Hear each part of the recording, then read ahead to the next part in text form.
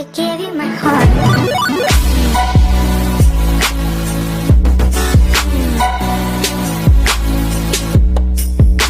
नमस्कार दोस्तों, union classes में आपका स्वागत है। देखो, हमने खाद्यान्न फसलें पढ़ ली। खाद्यान्न फसल के बाद में अपन पढ़ेंगे दलहनी फसल। तो दलहनी फसल में एक नंबर पे बात करें अपन तो किस कौन सी फसल है? चना। तो चना का अपन वानस्पतिक नाम की बात करें, बॉटनिकल नेम की अगर बात करें तो क्या है? साइसर एरिटिनम। क्या नाम है? साइसर एरिटिनम। ये तो किसका नाम हो गया? देसी चने का। देसी चने का क्या नाम है? साइसर एरिटिनम। एक आता है काबुली चना। काबुली चना की बात करें तो उस काबुली का हो गया साइसर काबुलियम। इसके बाद में अपन बात करें इसकी फैमिली है लेग्यूमिनेसी। अपन दलहनी फसलों की बात करें तो सभी दलहनी फसलों की कुल कौन सा है? लेग्यूमिनेसी। लेग्यूमिनेसी हो गई। अब बात करें अपन ओरिजिन, उत्पत्ति स्थान है इसका दक्षिणी, पश्चिमी एशिया, या फिर अपन बोले तो क्या हो गया? अफगानिस्तान।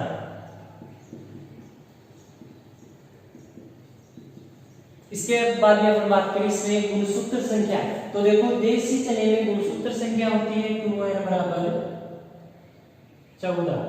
कितनी होती है देसी चने में? 14। और काबुली चने में बात करें तो 2n बराबर 16। इसके बाद में अपन बात करें गुणसूत्र संख्या हुई। अब बात करें अपन उत्पादन की। उत्पादन होता है विश्व में। देखो, विश्व में क्षेत्रफल की दृष्टि से देखें, अगर विश्व में क्षेत्रफल की दृष्टि से देखें तो भारत में होता है। प्रथम स्थान किसका है? भारत का। कितना परसेंट? 65%। विश्व का 65% चना कहाँ होता है? भारत में होता है। अब बात है उत्पादन की दृष्टि से। उत्पादन की दृष्टि से बात करें अपन तो उत्पादन की दृष्टि से भी कहां पर होता है? भारत में होता है। भारत में कितना परसेंट? 85%। उत्पादन की दृष्टि से 85 और क्षेत्रफल की दृष्टि से 65%। इसके बाद में हम बात करेंगे भारत में इसकी खेती। भारत में प्रथम स्थान हो गया एमपी का, एमपी के बाद में राजस्थान का, और राजस्थान के बाद में यूपी का हो गया। इसके बाद में अपन बात करें तो आगे देखो क्लाइमेट, जलवायु।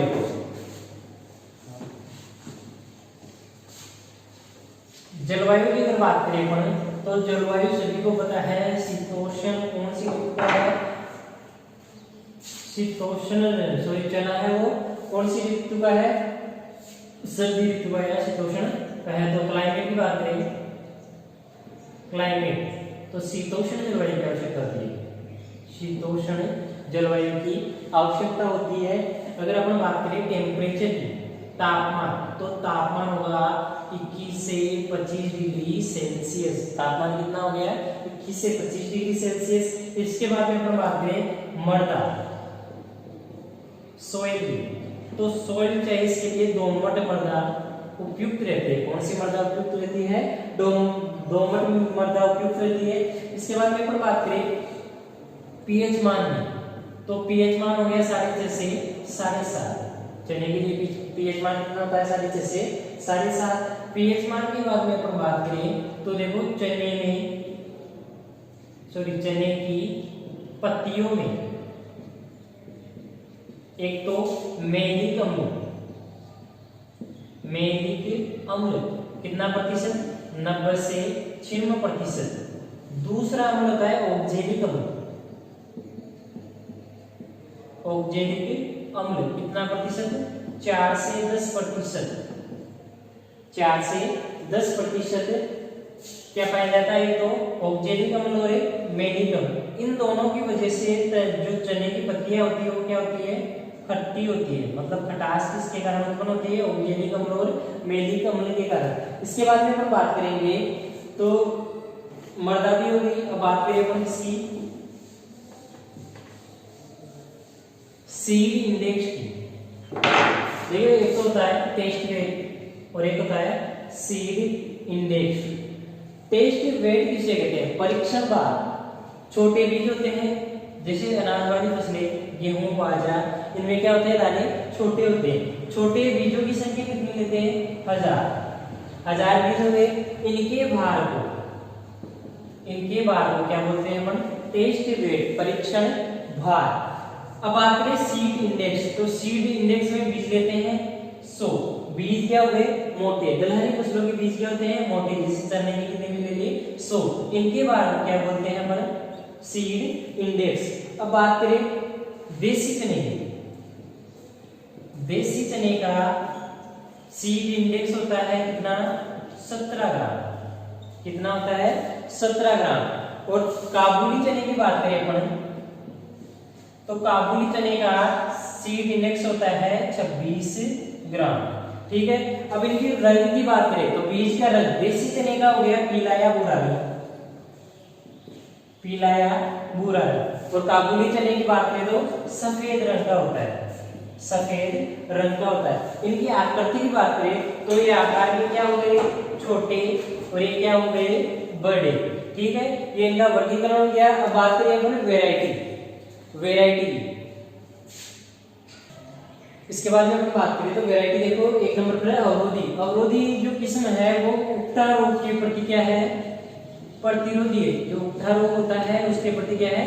प्रतिरोधी है। अब C235 की बात करें तो C235 है वो पच्चे की बुआई के लिए, पच्चे की बुआई के लिए किसमें? अब बात करें अपन RS10, तो RS10 हो गई वो सिंचित क्षेत्रों में, सिंचित क्षेत्रों के लिए जहां पानी होता है वहां पर कौन सी किस्में होनी चाहिए? RS10। इसके बाद में बात करें अपन RSG2, इसका दूसरा नाम क्या हो गया? किरण। तो किरण की है कौन सी है? म्यूटेशन किस्म है, म्यूटेशन मतलब उत्परिवर्तन किस्म है। कौन सी है? उत्परिवर्तन किस्म। इसके बाद में अपन बात करें तो एक है अर्पणा, मरुदर। अब देखो मरुदर, जो मरुदर किस्म है वो है GNG। इसका दूसरा नाम बात करें तो GNG 1958। इसकी एक खासियत है, एक हेक्टेयर में 25 क्विंटल पैदावार होती है। एक हेक्टेयर में कितनी? 25 क्विंटल। अर्पणा हो गई, मरुदर हो गई। इसके बाद में गणगौर,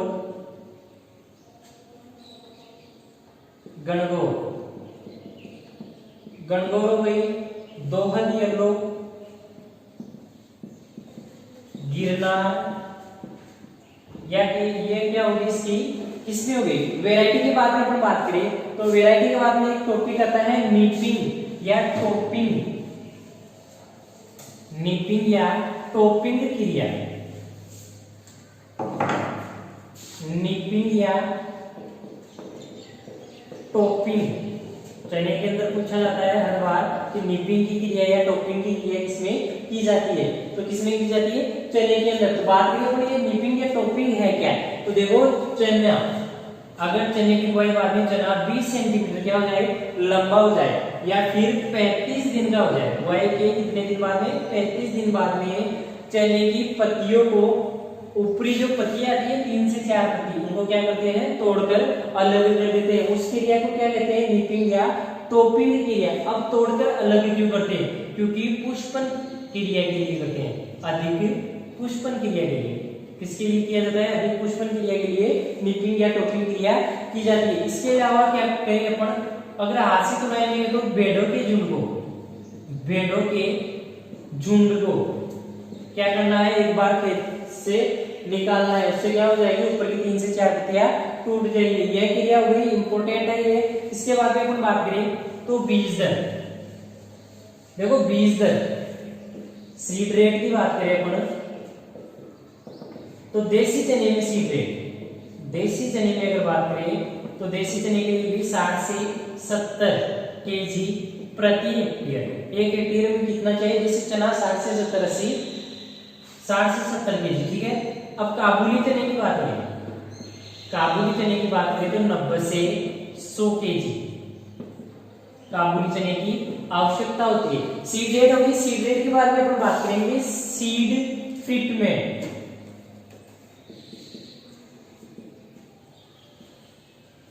सीड ट्रीटमेंट की बात करें, बीजोपचार, तो बीजोपचार की बात करें तो इसमें कौन सी विधि लेते हैं, FIR विधि का यूज। देखो FIR का पूरा नाम क्या हो गया, F से फंजीसाइड, I से हो गया इंसेक्टिसाइड और R से हो गया राइजोबियम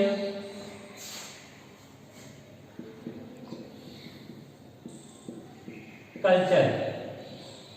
ठीक है, अब देखो फंजीसाइड मतलब फफूंदनाशी, ये क्या हो गया, फफूंदनाशी। इंसेक्टिसाइड का अर्थ हो गया कीटनाशी और राइजोबियम कल्चर की बात तो करें तो ये क्या हो गया, जैविक उर्वरक।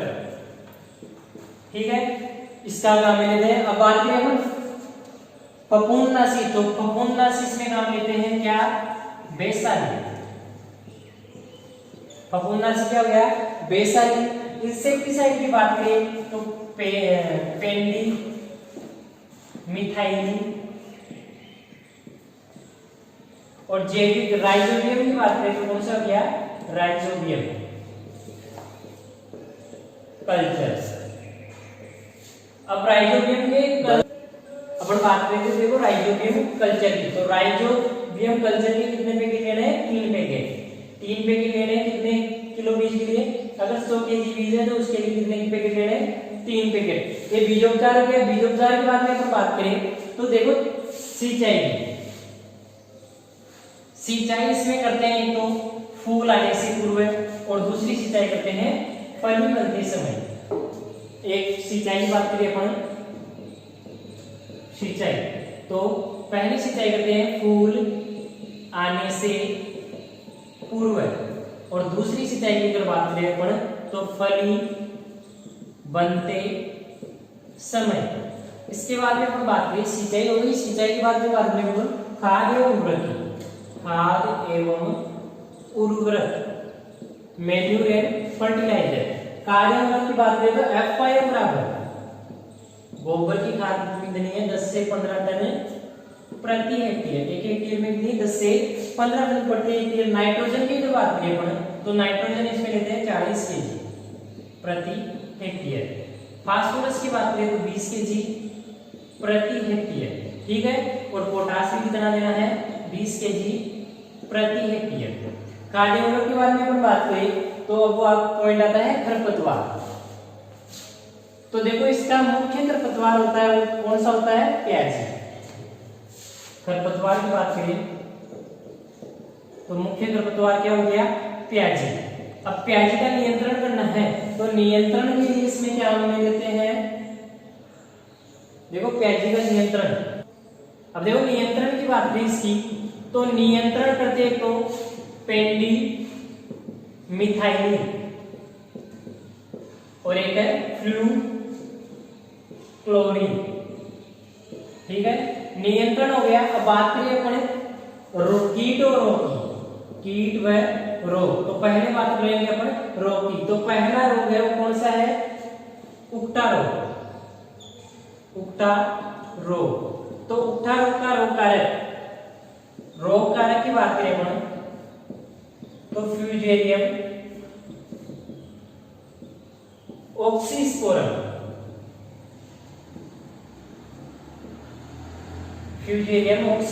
नामक कवक के द्वारा होता है। किसके द्वारा होता है, फ्यूजेरियम ऑक्सीस्पोरम नामक कवक के द्वारा होता है। अब इसमें नियंत्रण की बात करें, देखो एक बार इसके लक्षण, तो लक्षण क्या होते हैं इसमें, जो पौधे की जड़ें होती है वो क्या हो जाती है, खोखली हो जाती है और पौधा झुलस जाता है। अब बात करें नियंत्रण में बाविस्टिन का उपयोग करें। बाविस्टिन का क्या करना है, छिड़काव करना है। एक अगेती बुआई नहीं करनी है। ठीक है, और इसकी प्रतिरोधी किस्में की बात करें, प्रतिरोधी किस्में, तो प्रतिरोधी किस्में एक तो अवरोधी और दूसरी किस्म है विकास। ठीक है, नियंत्रण हो गया। नियंत्रण के बाद में अपन बात करें 2 नंबर पर रोग आता है कौन सा, झुलसा रोग। देखो झुलसा रोग, तो झुलसा रोग के लक्षण, झुलसा, नाम से पता चल रहा है पौधे की पत्तियां क्या हो जाती है, झुलस जाती है और क्या हो जाता है, पौधा नष्ट हो जाता है। तो इसका रोग कारक बात करें तो इसका रोग कारक होता है वो, रोग कारक की बात करें बड़े, देखो रोग कारक की बात करें तो एस्टोकाइटा, एस्टोकाइटा के द्वारा क्या होता है, ये रोग फैलता है। अब बात करें पर नियंत्रण की, तो नियंत्रण की बात करें तो कॉपर ऑक्सी क्लोराइड का क्या करना है, छिड़काव करना है। नियंत्रण किससे करते हैं इसका, तो कॉपर ऑक्सी क्लोराइड के द्वारा करते हैं। अब बात करें प्रतिरोधी किसमें, तो इसकी प्रतिरोधी किसमें है, तो गौरव और एक है C 235। ये आपके रोग पूरे हुए। रोग के बाद में अपन बात करें कीट, तो इसका एक तो हो गया तनाछेदक या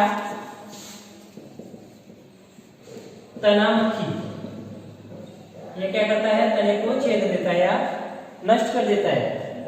2 नंबर पर कीट की बात करें अपन तो फली छेदक, फली छेदक कीट है वो लार्वा अवस्था में क्या करता है, इसको नुकसान पहुंचाता है। और इसके नियंत्रण की बात करें अपन, नियंत्रण, तो नियंत्रण करते हैं कार्बोफ्यूरॉन से, कार्बोफ्यूरॉन और मेलाथियान से, कार्बोफ्यूरॉन और मेलाथियान से क्या करना है, इनका नियंत्रण करना है।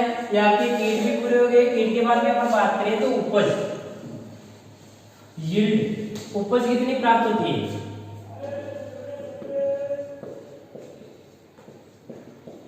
उपज की अगर बात करें तो उपज, अब देखो सिंचित में बात करें उपज की, तो सिंचित में होगी 20 से 25 क्विंटल प्रति हेक्टेयर। 1 हेक्टेयर में अगर यहाँ पर पानी है वहां पर कितनी उपज प्राप्त होती है, 20 से 25। और असिंचित में बात करें, असिंचित में तो 8 से 10 क्विंटल प्रति हेक्टेयर उपज प्राप्त होती है। ये आपका चना पूरा हो गया। धन्यवाद दोस्तों। अगर हमारा वीडियो अच्छा लगे तो लाइक करें, कमेंट करें और शेयर करें।